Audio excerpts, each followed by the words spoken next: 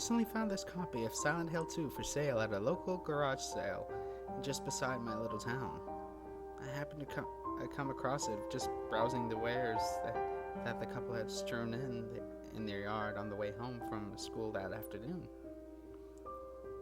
I picked it up and began flipping it over to check it out. The cover seemed to have some damage to it, but nothing else. I popped the disc out and gave it a look over too. No scratches. I was overjoyed about that. Me and my buddies wanted to find a horror game that we could play for our horror night that we had planned. That night was tonight, so I figured if the man and woman wanted a good price for it, why not bring this little PS2 treasure over there? Excuse me, I asked the man who came over to me. He appeared to be a very tough, rough-looking dude, but he was very kind to me. You want something, kiddo? Yeah, he asked. His gaze shifted from me to the video game I had between my hands. He smiled. Oh, so you found my old disc. He began to laugh. He didn't look much of a gamer to me. He surprised me by saying this. This was yours? I said I was in awe. Yep, had some good nights with it. Scared the hell out of me most of the nights. Tell you what, if you want it, it's yours. I was overjoyed. I shook hands with the man who gave me his name and number and left from the garage sale happily, almost skipping. Horror night was upon us.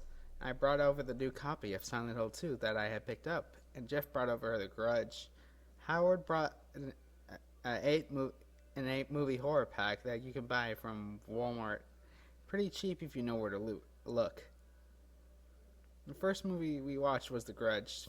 It scared us enough we wanted something less scary to watch next, so we watched one of the knockoff horror films that were on the 8-pack disc.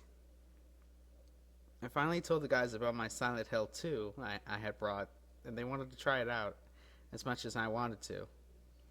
So, after dragging out my PS2, we popped it in. I played it first. I made it through Blue Creek Apartments. Howard played next and made it halfway through the hospital, and Jeff played last. He finished the hospital and started on the underground prison. We were tired, but all three of us wanted to finish the game. By this point, it had given us some pretty decent scares. We neared the end of the prison when the PS2 cut off for no reason. We tried to boot up our save file, but all was lost. We shook hands and said our goodbyes, and Jeff and Howard left without another word. I plopped back on the couch to make sure that the PS2 was off. Then I took the remote and played with it a little. Man, what about the times we had? I was thinking about all those games that were beaten using this very controller. You should have went away. I jumped as the TV cut on and revealed a scene from Silent Hill 2. There's something I didn't recognize. James was sitting down on a bed in the underground prison, shaking his head while screams could be heard all around him. Why was I left to die? He was asking himself. Startled, I reached for the PS2 and found it had been turned on. I examined my controller and pressed firmly on the control stick. Could our game had been saved after all?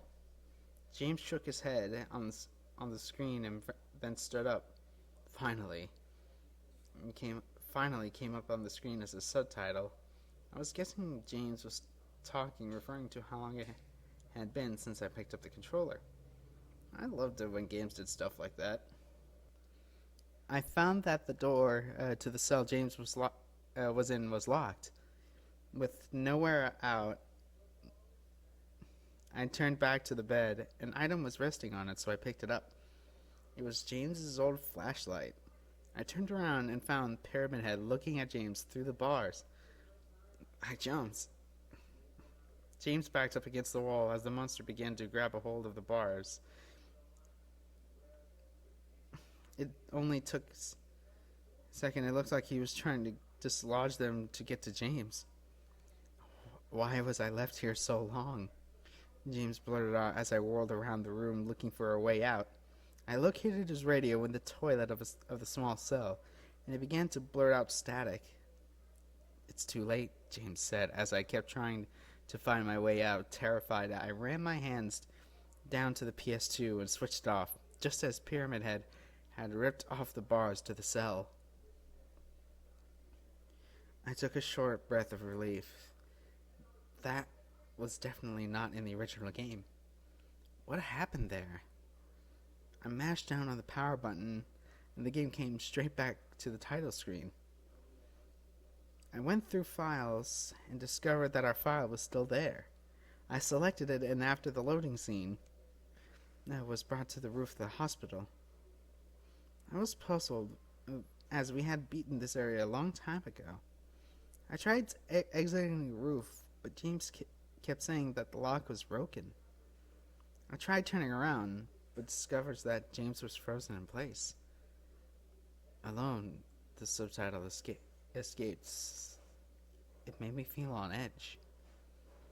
I heard the sound of Pyramid Head's knife behind James, and I knew the game was getting back to normal. But instead of being knocked off the roof, James was grabbed, and his neck was snapped. He fell dead on the roof as I watched in horror. No way. I reached for the power button again and didn't touch the game until the next night. When I woke up that morning, I got a hold of the guy I bought it from and began to talk about the weird stuff that happened last night. Oh, that game? It's very important that you beat it. He said, I tried to question him more about it, but all he says is that I had to beat it before 12 tonight. He didn't tell me why. I said whatever. I was planning to beat it tonight anyway, so yeah, why not give myself a time limit? I once again mashed on the power button and was ready for all the weird stuff from last night to cease and for the real game to come up. It did. The game started back up where you would normally start. James finished washing his face and made his way outside.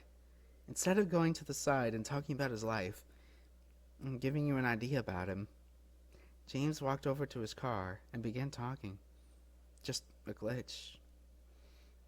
The game played out normally, and I actually managed to beat Maria rather quickly. She seemed a lot weaker than I remembered. The ending was shown. This was a new ending I never had seen before. James leaves town with Laura in his passenger seat. They say nothing, and a loud bang is heard from the back of the car, causing the pair to stop. Laura asks what's wrong, and James replies with, "Shut up." I laughed, thinking that was way out of character. Someone must have hacked this into the game for some reason. James pops his trunk and grabs a small pocket knife out of the side door. He walks to the back and quickly opens to reveal a large brown sack. James shakes his head and stabs the sack. This screen quickly turns to black. I examined my safe and it was still there. Glancing at the clock, I found that it was 2 minutes before 12. I was pretty proud of myself. I fell asleep on my futon that night. I called the guy from the garage sale, and he agreed to meet me in town at the closest burger joint. He was there first and waved me over with a smile. I sat down across from him so we could talk better. I finished it, and right before 12. I said as soon as I sat down. He shook his head and threw a paper down at the table. Not quite. Puzzled, I looked at the paper. His hand slammed down on mine, and he gazed at me. Before you read this, let me tell you what you played last night was no mere game. It was cursed. he said as he slowly withdrew his hand. My eyes were on his. What? Did you notice anything strange about it? Yeah, a lot of things. I figured someone hacked the files or something. I did too. I never should have given you that game. The man withdrew from his seat and then left. I took up the paper and I was horrified about what I read.